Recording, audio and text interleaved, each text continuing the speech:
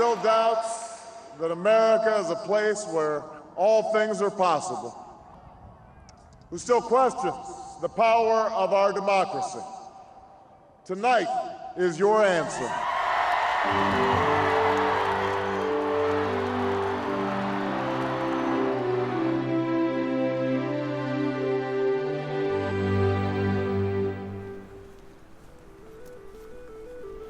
I had just gotten out of college at Columbia University in New York. This was in the midst of the Reagan era, and most of my classmates were thinking about making money.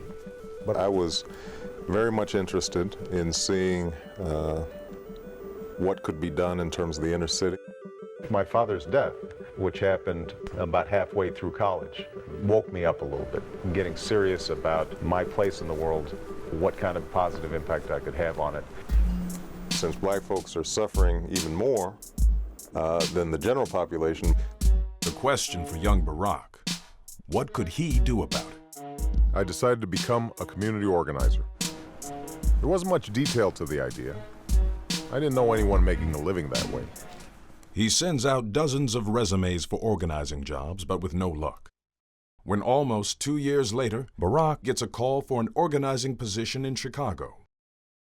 He's interviewed by activist Jerry Kellman. My main concern was why he might want to do this work, and so I spent the time listening to his story. Well, I heard that he had lived his life as an outsider, and maybe conceived himself that way. He had been African-American, or at least part African-American, in a place, Hawaii. There were very few people who were black. And when you have that experience, either you try to be like everybody else, or you identify with other outsiders. In Barack's case, I felt he identified with other outsiders, and that was a good start for working with people who were poor and facing racial discrimination. Chicago was considered by many the capital of Black America and America's most segregated city. During the early 1900s, the Great Migration from the South swelled Chicago's African-American population. By the 1960s, Chicago had become a mecca for black nationalism and pride.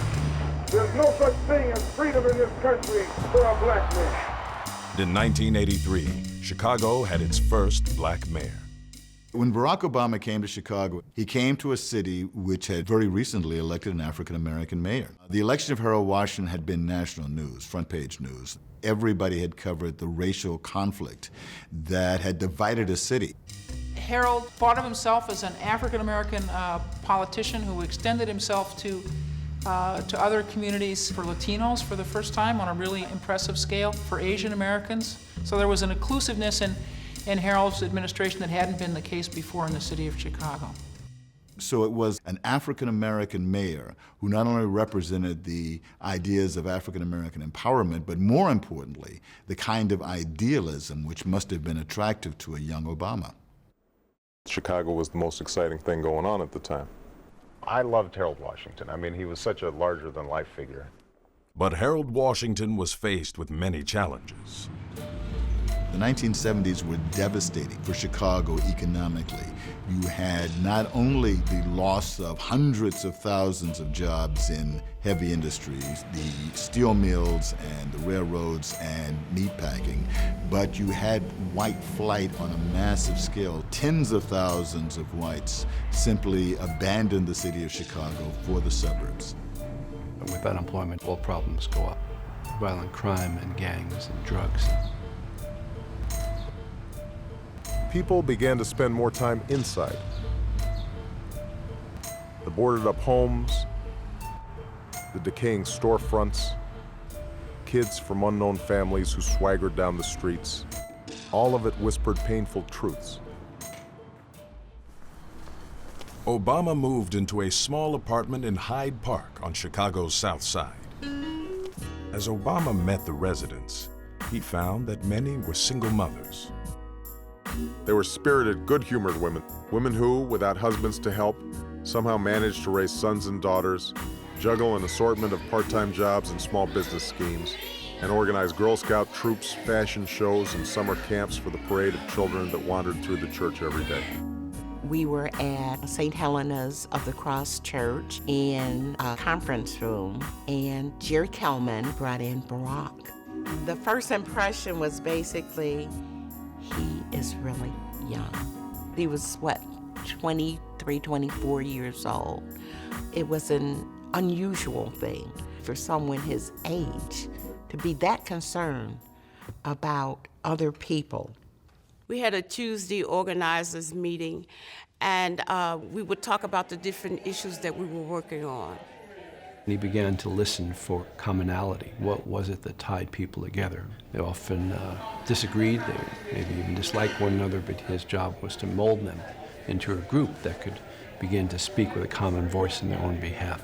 He helped us identify the problems, help us turn those problems into issues which were then doable, solvable. He invited me to come work with him at Developing Communities Project. And we did site visits to some of the parks. And while we were looking at a playground that had some glass in the sand lot and that sort of stuff, all of a sudden we heard these gunshots go off, and we sort of ducked down, because, they were sounding pretty close. Johnny dropped flat onto a small plot of grass, and I quickly followed suit and watched a young man appear from around the corner. A few seconds later, 2 more boys came around the same corner. One of them was waving a small pistol. Without stopping to aim, he let out 3 quick shots in the direction of the first boy. Then, realizing that his target was out of range, he slowed to a walk, and the 2 of them laughed to each other before continuing down the street. Children again. We looked at each other, and it was like the realization that here you are at a playground where children play, and here gunshots are going off. It just was one of those things, wow, this just isn't right. That just underscored the need for change. And I guess in part I identify with these young men, and suddenly I get sort of an epiphany and see that nobody's tending to them. One of the main issues was public safety, gangs. Our church was frequently vandalized. We had a lot of graffiti on the walls. People would break in, they would take the PA systems. Of course, there was unemployment in the neighborhood, and then dealing with drug abuse. To confront these other serious problems, it was necessary that Obama engage the help of ministers from the black churches. Barack was very young, and a lot of the ministers were much older and had been established in the community for many, many years. At his first meeting with the group, Obama was stating his goals when he was interrupted by one of the ministers. Listen, what's your name again? Obama? The last thing we need is to join up with a bunch of white money and Catholic churches and Jewish organizers to solve our problems. They're not interested in us. Shoot, the archdiocese in this city is run by stone-cold racists. White folks coming in here think that they know what's best for us, hiring a bunch of high-talking, college-educated brothers like yourself who don't know no better, and all they want to do is take over. Right now, you're on the wrong side of the battle. Now, when that meeting began to deteriorate, and it really did, Barack, he let the guy that basically was the Judas in the group, they let him leave, and then Barack said, let's not go out of here yet. Let's spend 10 minutes rehashing what just went wrong to make sure that the next time we meet, we don't make the same mistakes. From that moment, we began talking about what went well, who was good at doing what, and so we started a process of always evaluating what we had done in that meeting before that meeting closed. And when we planned the next meeting, of course, it went much better. The other guy was not invited. Jerry Kelman had been schooled in the hardball tactics of Saul Alinsky, considered the first community organizer. Alinsky was very tough, confrontational, very nuts and bolts, and very much appealing to people's self-interest, wages, how to have decent working conditions. Alinsky's principles would be a strong influence on young Obama. Alinsky defined power as the ability to act in concert with others, not in isolation as an individual. He laid out a roadmap of exactly how do we find these common themes that draw people together and give them the strength to overcome all the injustices and inequalities that they're struggling against. And there's only one answer: power. Although Harold Washington was a black independent mayor, the apparatus of most things were still in the hands of what we fondly called the Democratic Machine of Chicago. The predominantly white Democratic machine controlled Chicago politics for decades. Patronage and graft were common. Because of this, improvements in some areas of the city were ignored. Case in point, the 2,000-unit Altgeld Gardens. Altgeld Gardens is part of the massive public housing world that existed in Chicago in the 1980s and 90s. And these are very tough neighborhoods that at one point were characterized by upwardly mobile middle-class families, but had become, by the 80s and 90s, basically areas that were facing downward mobility. By the time Barack arrived at Altgeld Gardens, it was obvious the name was a misnomer.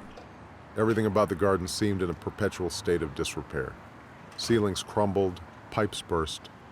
Maintenance crews had stopped even pretending that repairs would happen anytime soon, so that most children in Altgeld grew up without ever having seen a garden. It seemed only natural to use the land as a dump. A dump and a place to house poor blacks. There were a number of issues at Altgeld, but the community found a rallying cry. I saw this white machine sitting out there, and as I got closer, pebbles started to hit me in the face, and I said, oh, wow, what is this? And two guys stepped out from the basement in we call them the astronaut suits. I knocked on one of the guys' masks, and I asked him, I said, what are you doing? And he told me, he says, we're removing asbestos. I said, removing asbestos? And he says, only on the first floor, only on the first floor. And I said, no tenants live on the first floor. They were removing asbestos for employees who were only there for 8 hours. But here are tenants who live there 24 hours a day. They weren't going to do any removal for them. Obama's role was to engineer a plan of attack for the residents. So Barack chartered a bus, a little yellow school bus. We went to the Chicago Housing Authority. They told us the director would be with us shortly, Although they had a scheduled appointment, they were left waiting in a hallway for hours. I looked at Barack and I said, they're playing with us, He's not going to meet with us. And I said, I've looked over there at his offices, and I don't even believe he's here, Obama was getting his first taste of Chicago bureaucracy. Barack might have been irritated, but he never showed anger. But I noticed that if he smoked one cigarette and then he began to smoke another one, then I call those his 2 cigarette moments, and there was a little anxiety or something that was going on. When a news crew which had been tipped off arrived unexpectedly, the director's secretary suddenly changed her tone.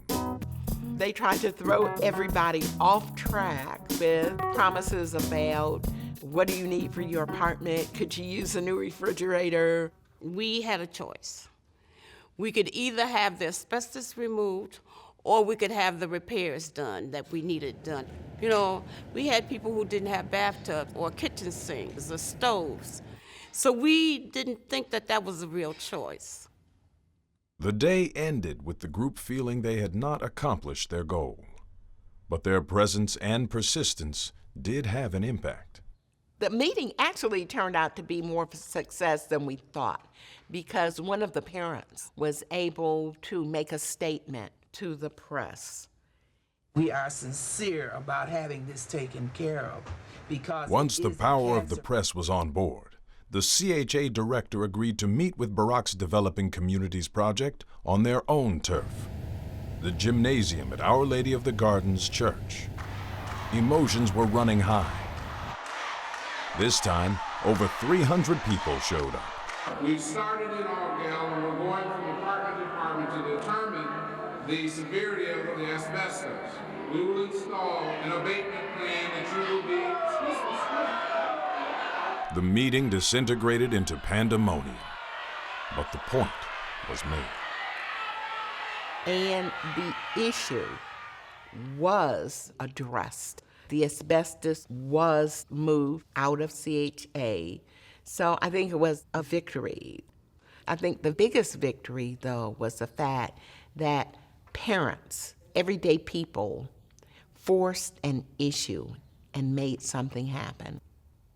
Success with the asbestos issue changed Obama in a fundamental way. It showed him what was possible. Whether it's participation through community organizations or what have you, we've got to get involved if we're going to make a difference. And that's an uphill battle, and I think the burden is on all the political leadership in the black community to operate with clarity and integrity to make that message clear at the grassroots level. And Barack left nothing to chance. Everything was strategically planned out. When we had a meeting, we had our speakers, our floor team, we had our agenda. Barack was able to convince the leaders that you're going to do a fantastic job, and all of us are going to be right there behind you, and you don't have anything to be afraid of because you're going to be wonderful. And he was projecting onto them the quality and strength that he saw in them. I learned to analyze and strategize, to change problems into issues so that they were winnable. Working in low-income neighborhoods in the south side of Chicago, I think all that converged to give me a sense of strength. It's hard work, and stuff doesn't happen overnight. Working with the people of Chicago gave Obama a feeling of belonging that he had been searching for. He found community for the very first time in his life. Barack came to a very small but intense set of family relationships, but a larger community was something he had not had. He discovered that in the south side of Chicago and very much fell in love with it. And then the people fell in love with him. This included the women who came to be known as Obama's mamas, who had an almost motherly concern for the slender young man. He would go out with us for lunch, and we'd be having burgers or chicken or whatever, and he'd be having a spinach salad. There are a lot of people who would make sure that he had cookies, or they was having a meal and they wanted to come by and have fried chicken. They wanted to feed him, fatten him up. Of course, that didn't work. He would tell us that he couldn't eat anything heavy. It would slow him down and prohibit him from focusing. Barack Obama's focus was on more than organizing, however. You know, I like to say that he always felt that everybody was somebody. You know, I don't care who you were, what you had, whether you were working, whether you weren't. He always remembered who you were, what your concerns were. He knew your name. You know, he knew that your middle son was away at college, and he'd remember what college that was. And this is important to people, that you recognize their value. Chicago was also helping Obama to recognize his own value and navigate his place in the racial divide, a problem he had encountered since childhood. Barack was having to work out the fact that people react to him based on his racial makeup, that he's half black, he's half white, they see him as black. What does he do with that? I mean, even if he's not focused on it, other people are. Barack Obama was born to a white mother from Kansas and a father from Kenya. His early self-image was influenced by recollections of his father's commanding presence and personality. His voice deep and sure, cajoling and laughing. His grip on my shoulder as he introduces me to one of his old friends from college. The narrowing of his eyes, the stroking of his sparse goatee. His father, however, left to study at Harvard when Barack was just 2 years old and returned to visit only once during his childhood. He died in a car accident in Kenya when Obama was 21.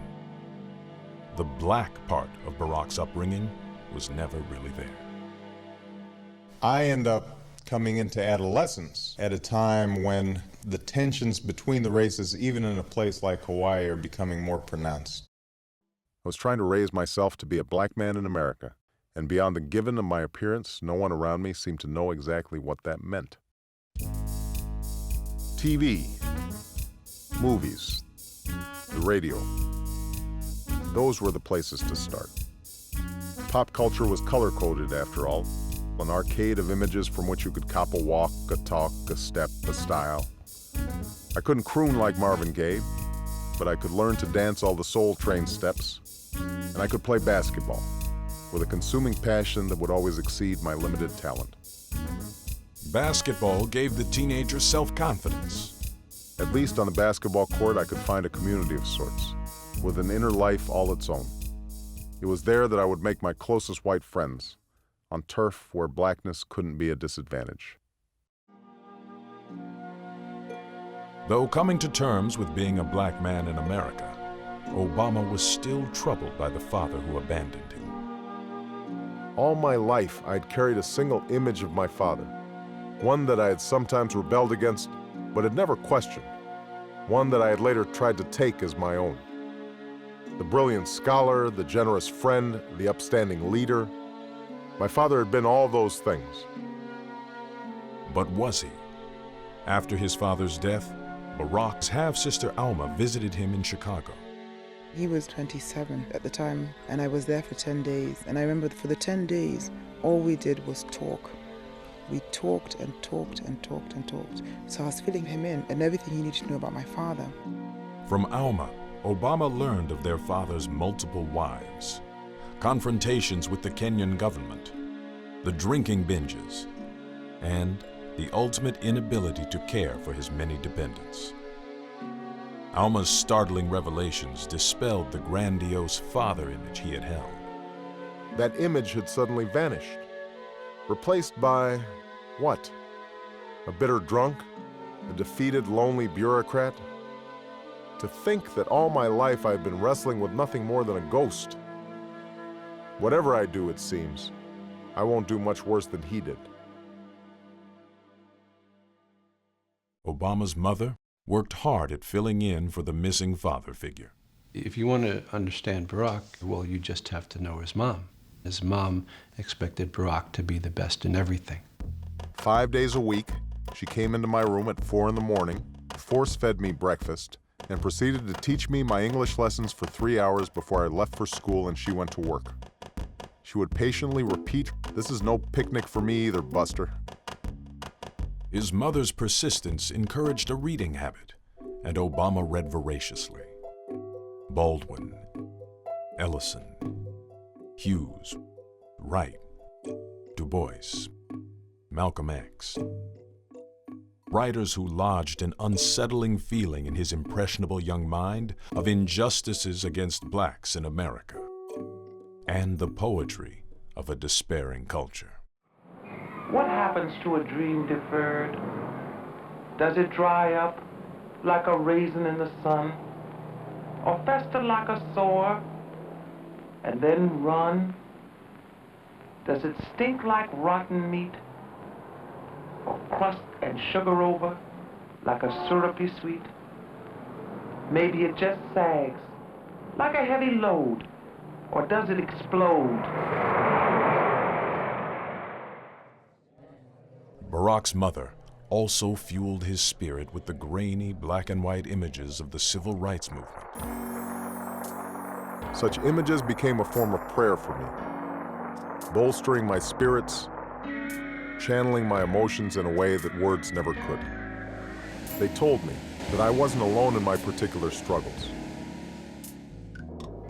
Barack wanted to be a civil rights organizer, but he was too young. So he was looking for the closest thing possible to the civil rights movement. That was community organizing. And it also was the direction that Dr. King went. Like Martin Luther King, Barack Obama wanted to bring about change for the underclasses. But to do that, he felt he needed to temper Saul Alinsky's hard-headed approach to organizing. Alinsky organizing was very much involved with self-interest. On the other hand, there was the civil rights movement, and that didn't appeal to self-interest. That appealed to people's ideals, their sense of a better world. Civil rights organizing was based in the heart, and we needed to use both. And I think that still reflects his sense of organizing and how he does things now. Communities had never been a given in this country, at least not for blacks. Communities had to be created, fought for, tended like gardens. They expanded or contracted with the dreams of men, And in the civil rights movement, those dreams had been large. Through organizing, through shared sacrifice, this community I imagined was still in the making, built on the promise that the larger American community, black, white, and brown, could somehow redefine itself. That was my idea of organizing.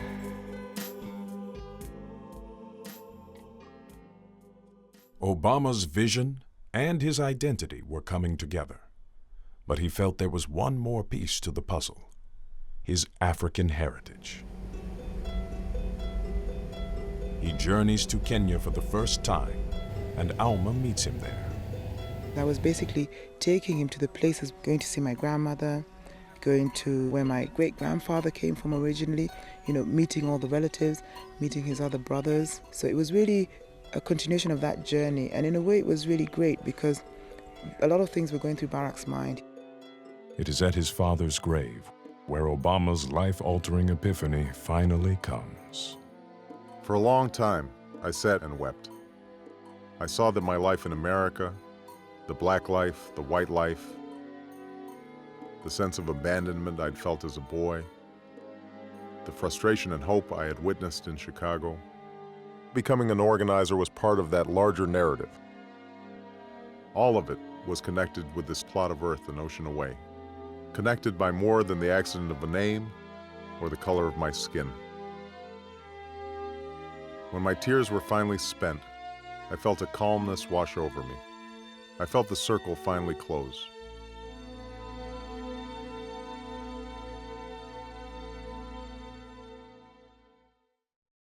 After 3 years as an organizer, Obama decided it was time to move on.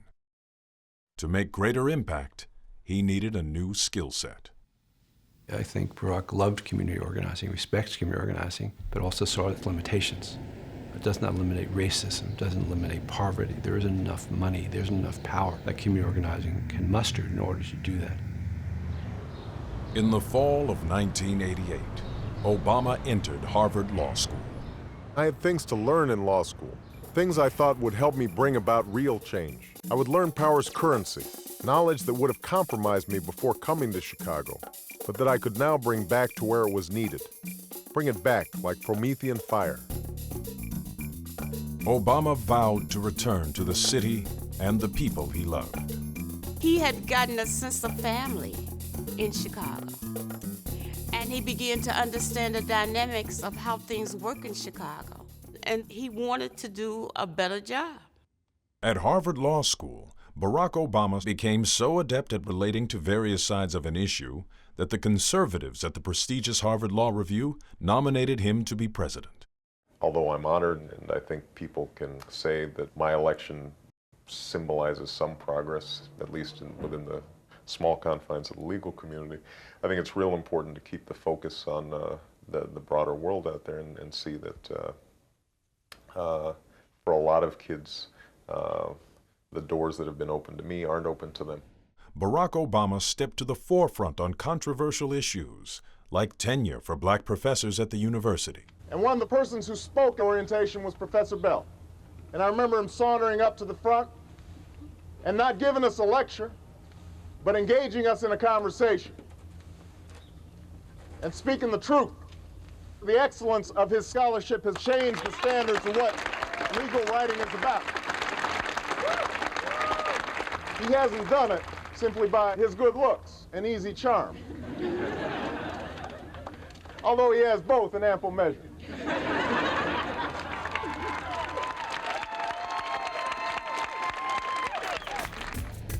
On a summer break from the law school, Obama apprenticed at a Chicago law firm, and there met Michelle Robinson, whom, of course, he later married.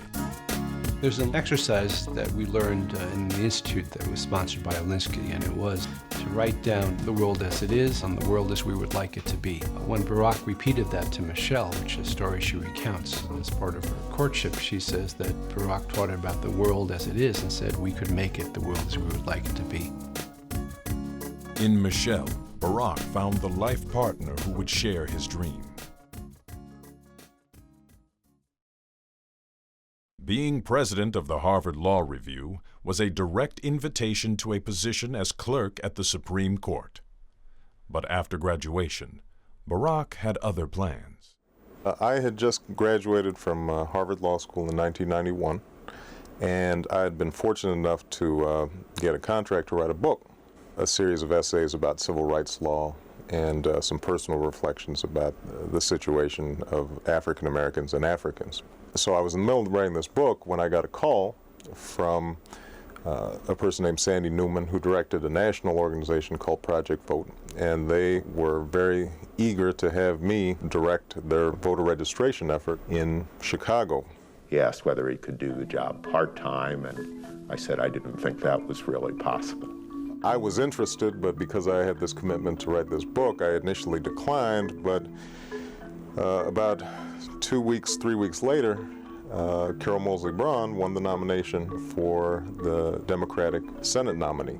Carol Moseley Braun was only the second African-American senator in the 20th century. She created her own coalition of independents and African-Americans associated with Harold Washington. Our task was simple. It was to get disenfranchised communities, minority communities, low-income communities to turn out to vote.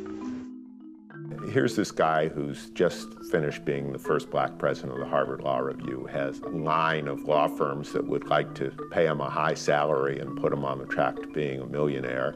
He's got a book publisher who's offered him a contract to publish a book that will help to make him famous. And he puts it all on hold because he cares so much about helping ordinary people. One of the problems that African Americans and marginalized people in general faced was that they were not registered and did not vote, and because they did not vote, they did not count. Project Vote nationally is geared towards registering minority and low-income voters. And historically, the African American community and low-income communities tend to be underregistered. The idea being that people can only impact the major decisions that are affecting low-income minority communities if they're participating in the political system. To organize Chicago's Project Vote on a massive scale would require funding. The question was, from where would it come? By the 1980s, you had some socially conscious black businessmen, people who were willing to give their money to the African American community. Soft Sheen Products was extremely supportive. They designed a terrific media campaign. We had spent the money, we had done the advertising, we became a very creative business, so we knew how to get people to become registered. Barack was involved in the creation of the strategy, and he let things flow from there. He trusted enough to turn over a lot of the execution to our agency to get the things done. And I think it takes a leader to be able to do that. Soft Sheen's advertising arm, Brainstorm Communications, created Project Vote's powerful slogan, "It's a power thing." At the time, there was a saying called, "It's a black thing," you wouldn't understand. So we said, well, we'll make it a power thing. It's a Power thing really became a call to action for people to really get empowered to take advantage of the opportunity and the right to vote. It was a time when, after 12 years of Reagan and Bush, that in the African American community there was a lot of interest in the election, a lot of support for the Democratic Party.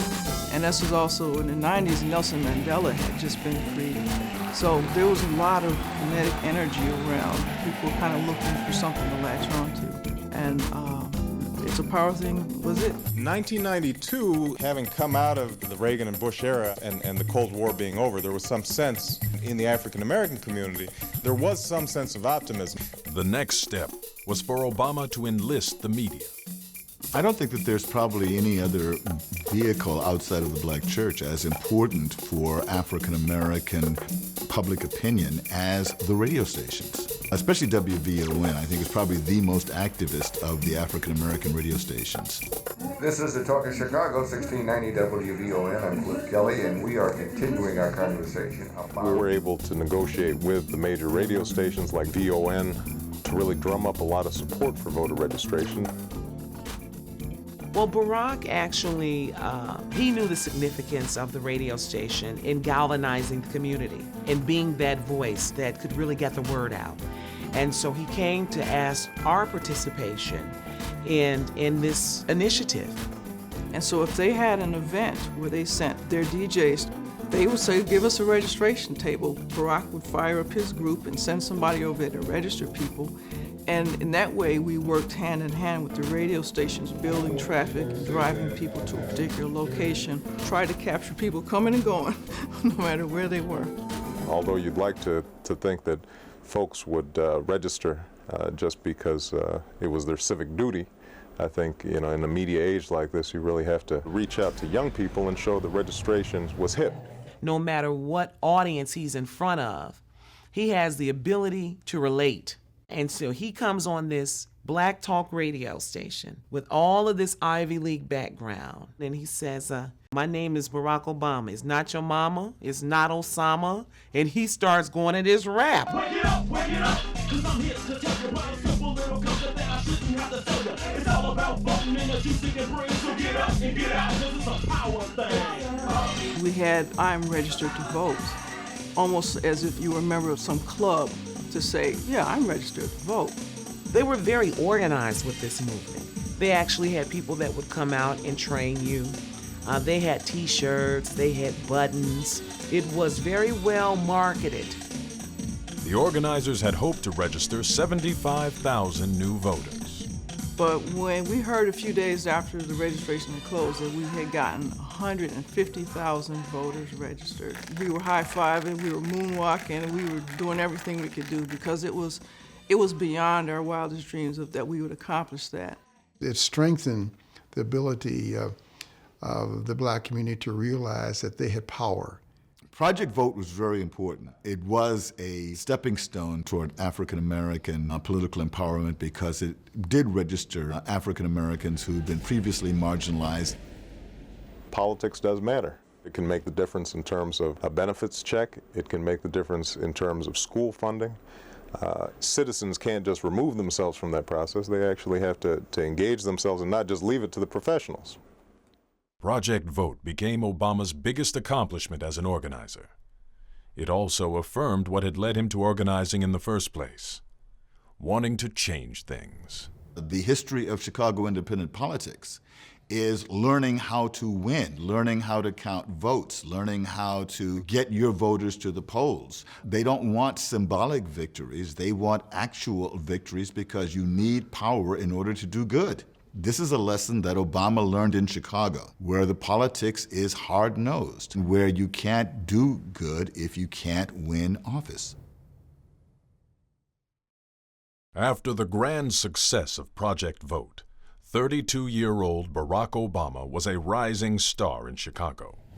Approached by dozens of law firms, he decided to join the firm of civil rights activist Judd Minor, who had been the city attorney during Mayor Harold Washington's tenure. Barack was incredibly analytical and thoughtful. He was a wonderful writer, had a capacity to grasp issues and concepts very quickly, could absorb work very fast. The firm that I work with focuses mostly on a variety of civil rights work. We take on a lot of voting rights cases. We do a lot of employment discrimination cases. We also represent church groups who are doing a range of exciting projects, building low-income housing, trying to create black businesses in the community, and essentially acting as their commercial lawyers. And he was interested in being a lawyer representing those organizations in their development work. There's a continuity between the work that I did with Project Vote, the work that I did as an organizer that originally brought me to Chicago, and the work that I'm doing now as an attorney. And so, I'm very excited by it. Obama practiced with the law firm of Minor, Barnhill, and Gallant for almost 10 years. He also took on a second career in response to a cold call. He picked up the telephone, and I said, I was wondering if you have plans after law school. And Barack Obama said, well, I have a contract to write a book on voting rights. I said, well, why don't you write your book on voting rights at the University of Chicago, and we'll make you a law and government fellow. My thinking was, well, here's a promising young person, and he might want to go into law teaching. And if he does want to go into law teaching one day, and he wakes up and he's already at the University of Chicago, the path of least resistance will be for him to stay. Originally, it was going to be very much an academic book, focusing on civil rights laws and civil rights policies and how they've changed and how they need to move as we enter the 21st century. But the concept for the book changed. And he came into the office and said, Douglas, I'm working on my book and it's taken a slightly different direction. It's not so much a book on voting rights as it is my autobiography. Okay, this is someone who's 32 years old at the time. As I wrote it, it ended up becoming much more of a personal reflection on what it means for me to be an African American and what my relationship is to this community as well as to Africa. This became Dreams from My Father, which he wrote in this building. At the same time, we persuaded him to teach a seminar. Barack Obama's seminars on constitutional law, voting rights, and race relations turned him into a rock star professor with hordes of devoted students. He's teaching a class in this room with 60 or 70 students, and he's talking about the most controversial issues, whether it's abortion or voting rights or equal protection or Brown versus Board of Education or gay rights. And essentially that's what he's doing for 12 years of his adult life. And I think what makes him so refreshingly different from ordinary politicians is he didn't live in sound bites. So many politicians, the length of any thought they have can't be more than 8 seconds. And he's someone who taught 65-minute classes where these issues were explored. There were some students that took the class who were much more conservative than others, and Barack was very good about including their opinions, not letting emotions take over from logic of looking at issues and how law can help us evolve as a nation, but yet not losing sight of the fact that these are people's lives we're dealing with. Eventually, however, Barack felt his calling was neither in law firms nor law schools. As lawyers, we spend a lot of time dealing with peripheral matters that don't necessarily advance the lawsuits and don't get to the merits and deal with the policies that you care about. And I think Barack found some of that frustrating. Obama's vision of the world as it should be was very much alive. But how could he bring about change on a greater scale? Politics? My general view about politics and running for office is that if you end up being fortunate enough to have the opportunity to serve, it's because you've got a track record of service in the community. And I think right now I'm still building up that track record. And if a point comes where I think that I can do more good in a political office than I can doing the things I'm doing now, then I might think about it. But that time is certainly in the future. It wasn't far in the future. Less than 2 years from this interview comment, Barack Obama decided to run for his first political office, Illinois State Senator. He told me one day that he decided he was going to run for Senate. And I said, well, why? You'd be a great senator, but it's such a long shot. Do you really want to give up 2 years of your life for this lottery ticket that isn't going to pay off? And that was the last time he asked me for political advice. On January 8th, 1997, Obama was sworn in as state senator for the 13th District of Illinois. His political ascension from that day forward took a few twists and turns. Running against incumbent Bobby Rush for a United States House seat in 2000 was a long shot. It wasn't even 2 years, this guy decides he's going to run for Congress. And what did he do that for? Against Bobby Rush, who was Black Panther, all-black congressional district. How dare he? I just like to say this. I mean, Senator Barack, what has he done? I can tell you, my experience not only as a legislator, but also as a civil rights attorney, as a community organizer, gives me the leadership skills to provide, to really make a difference in this race. Obama lost to Rush by a substantial margin. But that didn't deter him. He easily won a second term as Illinois State Senator. He did not speak the conventional language of interest group politics. He spoke of a higher vision.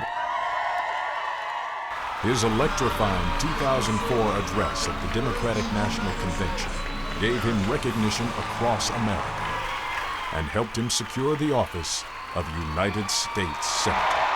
There is not a black America and a white America and Latino America and Asian America. There's the United States of America.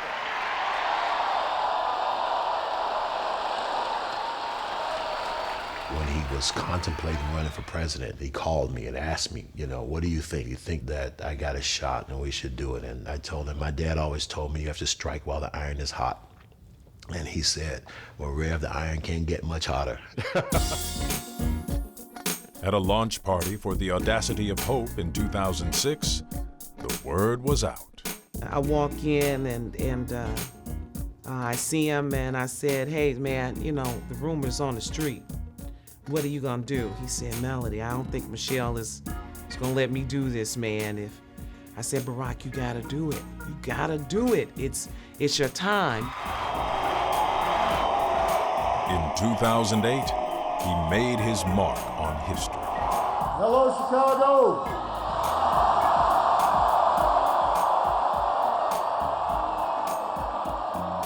Obama's time as a community organizer was of tremendous help in his bid for the presidency. The Obama campaign was probably the best organized campaign in American history. This wonderful fusion of old-time organizing and new technologies. He always appreciated the power of people in the street. A community where every person has a decent shot at a decent life, where the reality that lies behind the slogan, "We are one people with one destiny," actually gets played out. No president has ever worked or lived with the poor or people who are disenfranchised in the way that Barack has. When I look at President Obama, I see a community organizer who just kept widening the concentric circles of organizing. His community got larger.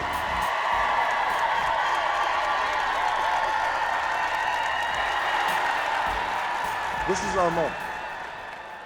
Out of many, we are one. And where we are met with cynicism and doubt, and those who tell us that we can't, we will respond with that timeless creed that sums up the spirit of a people. Yes, we can.